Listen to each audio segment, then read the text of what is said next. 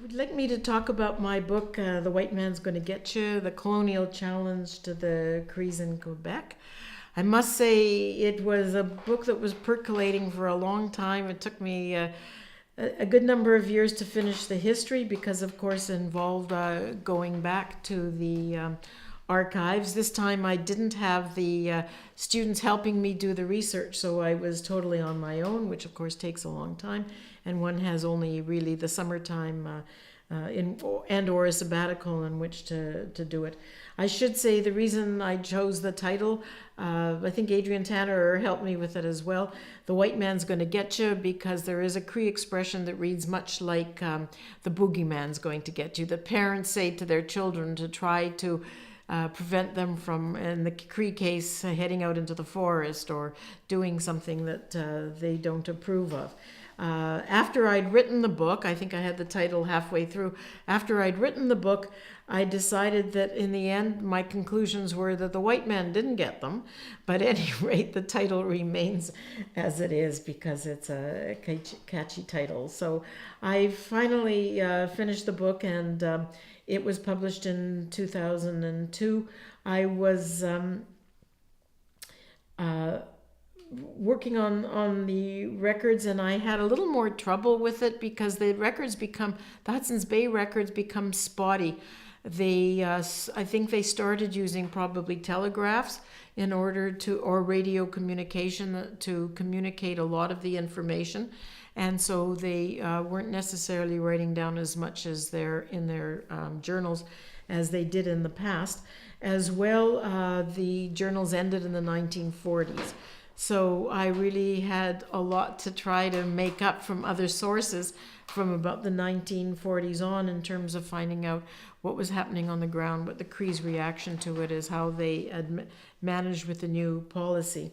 And at the same time, I was starting on the government records because certainly from the Second World War on, there's a good deal more information. The government got far more involved. Part of this decolonization movement after the Second World War throughout the United States and Canada, and of course Europe decolonization in Africa. So you had far more government involvement, but also the government was starting to provide, they did in the late 30s, old age pensions. They were providing after the Second World War, they were providing family allowance, and then they were providing a new form of welfare. They were applying it to all Canadians. It usually took about a year longer to get to both the Inuit and the Crees, and then they didn't receive checks, they received credit at the Hudson's Bay Company store, which prolonged the influence, I guess, to some degree of the Hudson's Bay Company trader.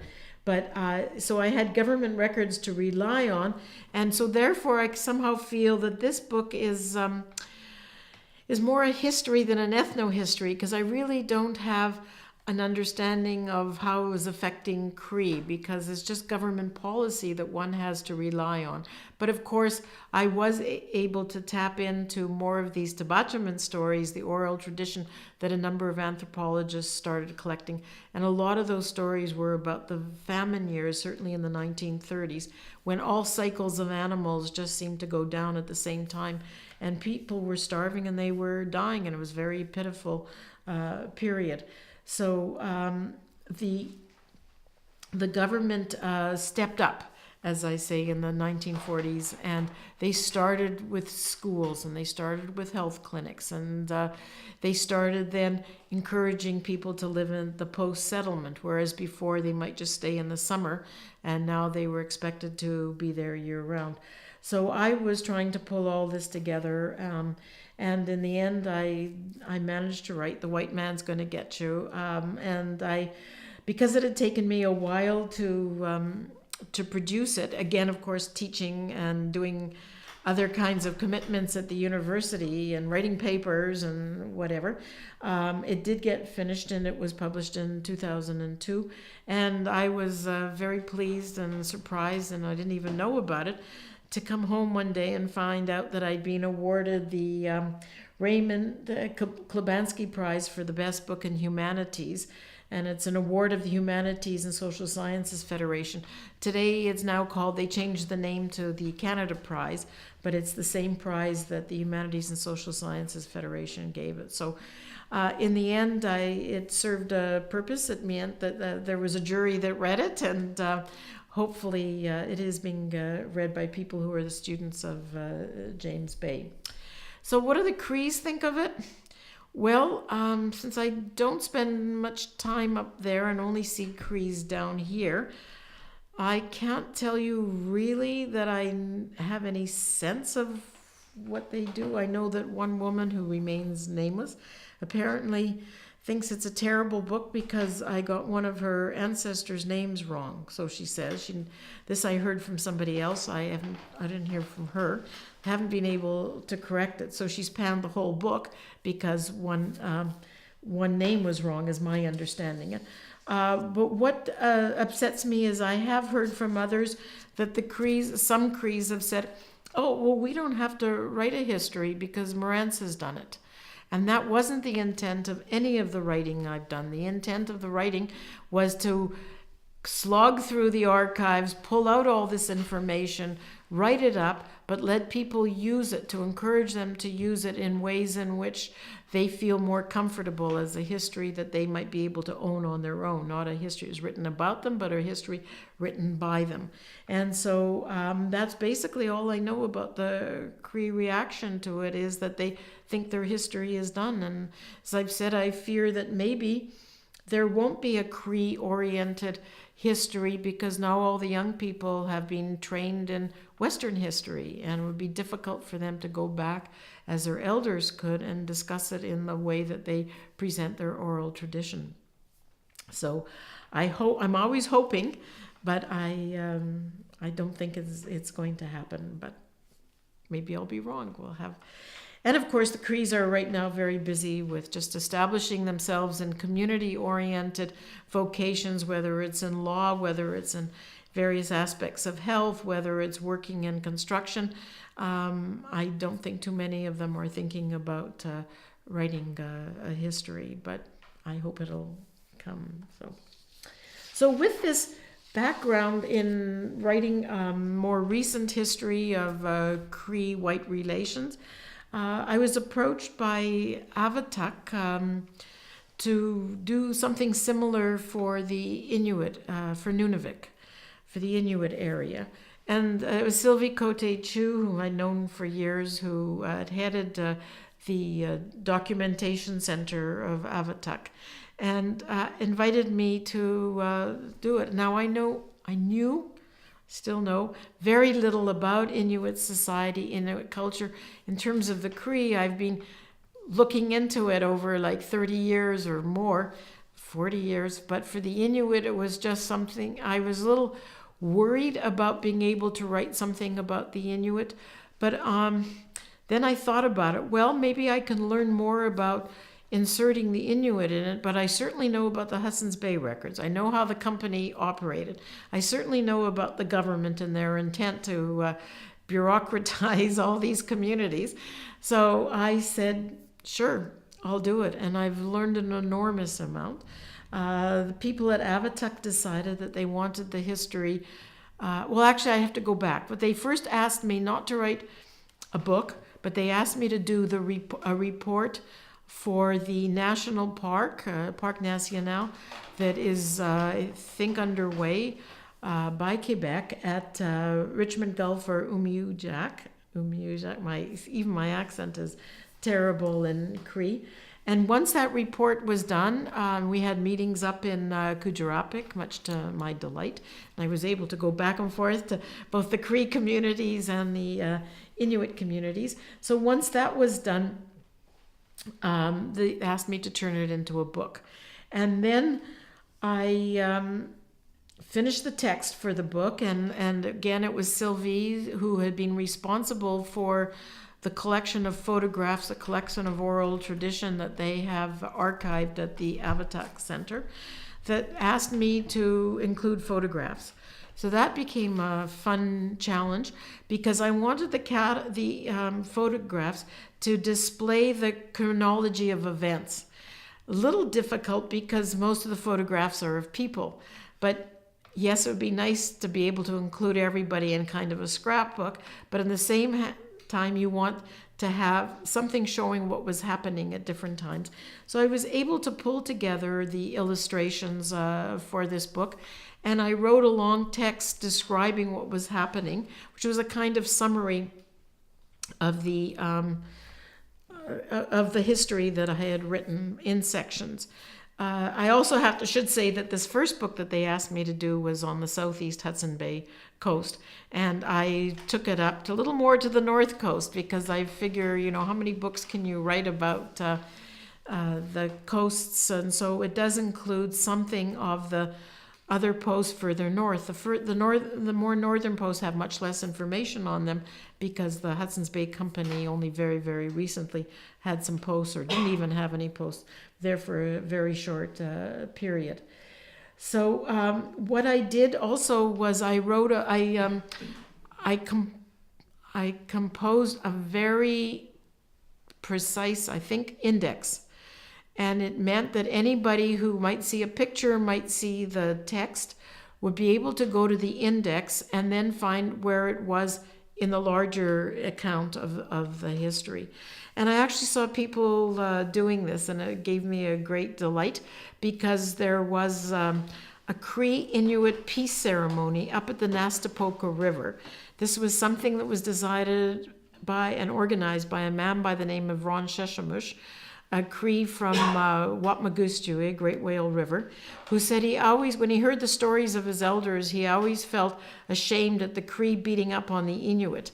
But he hasn't necessarily realized that the Inuit also beat up on the Crees. But he organized this peace ceremony about 4 or 5 years ago up at the Naskapis River and invited Neil Diamond, the Cree filmmaker, and Zacharias Kunuk, the Inuit filmmaker, known for his Atarnajuat, the fast run, let's just say it in English, his film, the fabulous film, The Fast Runner. And so I saw, and I brought the book up, and Kunuk had the book. I'm not even sure I had the book. I was in a tent. I may not have. But anyway, Kunuk had the book, and people were looking at it again using the index. So I was quite delighted with that. And also Kunuk had discovered the hostilities between the Crees and the Inuit that according to the Hudson's Bay Company records, look as though they started in the early 1700s. Had probably, obviously not, they started in the documents in the early 1700s, were probably much earlier than that. And so Kunuk is still talking about doing a film of these hostilities, of the Inuit Cree hostilities. And I'm hoping the last I heard from him, he said he was still working on it. He was hoping to do it, but I can imagine what's involved in pulling together all the resources. But there's full details in basically Partners in Furs, the earliest book on the Richmond Gulf hostilities, because that goes back to the mid 1700s, and then the hostilities peter out by the mid 1800s. But certainly the book on the Hudson Bay coast carries through with more details about it. So it's always nice to see your writing being used and used by the native population, for sure. So having finished this Southeast Hudson Bay book, I thought I was finished. But then Sylvie came back and said, okay, you've done this one. How about doing a similar book for the Ungava coast? And I'm thinking, this is silly. How much? It's just going to be repetitive. How could I write another whole book on the Ungava coast? It was basically the same peoples. It was basically the same Hudson Bay Company, the same Réveillon Frère Company, for sure the same government. And I said, okay, but that's right. We limited the first book to the Hudson Bay Coast. I'll see what I can do with the Ungava Coast. Well, it is a different book, and I was just very surprised to see.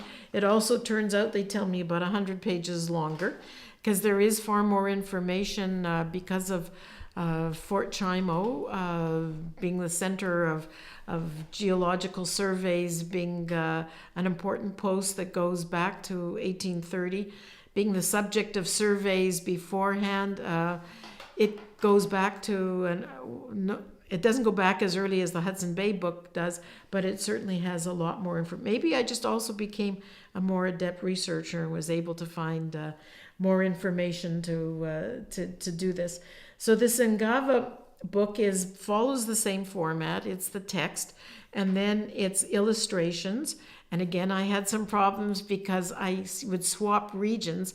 For the first book on Hudson Bay, I would use some Ungava photographs in order to best illustrate the chronology or whatever it was I wanted to say. And then in this book, I had, I think, less choice of photographs. I'm not as pleased with them, but they are photographs that organize.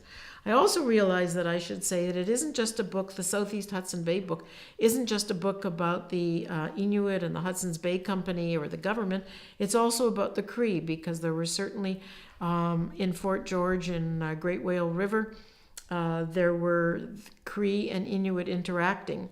Certainly from 1840 on, when the Hudson's Bay Company were able to it wasn't that they had to convince them, they just made it profitable for them to give up their hostilities, because both could be working for the company. So as a result of that, the subtitle of the book is Inuit Cree Euro-Canadian Relations. Now for the Ungava book, it's the Inuit Naskapi Euro-Canadian Relations, because it was basically the Naskapis who were coming into Fort Chimo as they were coming northward along the George River to hunt the vast caribou herds of the George River caribous that made them so independent from the fur trade companies. So this book will be out very soon. I've done another extensive index for it, and I'm hoping that it will be of use to the Inuit population in Nunavik. I can't say what the response was to the last one. I just don't know if there's any real feedback or any way of getting feedback, because if it's being used in the schools by the teachers, not necessarily as a textbook, but basically really for the teachers to use it as a resource. And so the teachers belong to Kativik, and Avatuk is its own institution, so there really isn't that kind of flow of discussion. But I'm hoping that it's useful, and that the Inuit will take up my challenge, as I have in each of the books. Please use this material to write your own history. So I think that's about all I can say about these Inuit books, aside from the fact that I learned a lot about Inuit. Very grateful for a number of people, including Frédéric Laugrand, for his research on the religious aspects, on the missionaries, and on the new religions, to have given me background and writings on Peck that I didn't have to go do the original research for, besides the analysis that was extremely useful. So I'm hoping that, as I said, that it will be of use to people. I just thought I should, in ending, say a few words about Canadian anthropology, since I guess I've been around since let's say 1960 or something like that. It makes me a kind of elder, and certainly an observer over the years, although I wasn't always in the country, but I've certainly been here for most of those years. And it's just that I want to respond to people who think that there's no Canadian anthropological tradition. And I think there's an enormous amount. I'm the one who makes use of their materials. If people working on whether it's the Indians or the Inuit, there's certainly a huge number of people who came before me. And these were people not necessarily in universities. If you recall, Canadian anthropology universities are quite new, many of them starting, again, I'm going to guess, in the 50s or 60s. But there were also already people on the ground, certainly doing a lot of the research. And so you have, if we look at it in terms of programs, we have the McGill Cree project that Norman Chan started in the late 60s at McGill, and a number of people who went on to do their PhD, whether it was on James Bay amongst the Cree or whether it was amongst the other people, native peoples in Quebec, certainly got their start under that program. There was, of course, the Hawthorne Tremblay Commission on the status or the state of Indian communities across the country. And a lot of those people, so there was that research, but there was a lot of people who also got their start and were trained by their work with Hawthorne and Tremblay. And of course, there's also a large number of researchers, anthropologists and others who were engaged by the Northern Sciences Research Coordination Group, part of the Department of Northern Affairs, who conducted an enormous amount of research, basically in this case on the Inuit. So we have this huge body of information on native populations, and I think that's a tradition. I think that's a Canadian anthropology. I don't know what else one can call it. So I wanted to make sure that I reminded people that we have this huge font of knowledge. And also, by the way, some of the findings that we had here inspired people, anthropologists in other countries, to work on these subjects, such as the hunting territory debate, to give one example. It certainly had an American exposure to it as a result of the studies that were done here. So really, I just wanted to end this lovely solo conversation. We have this lovely discourse, just to say that there definitely was a Canadian anthropology that existed when I came into working in it in the 1960s. And I think if we look at it today, we would find other ways of categorizing and discussing a Canadian contribution to anthropology, even though it's become much more worldwide now. So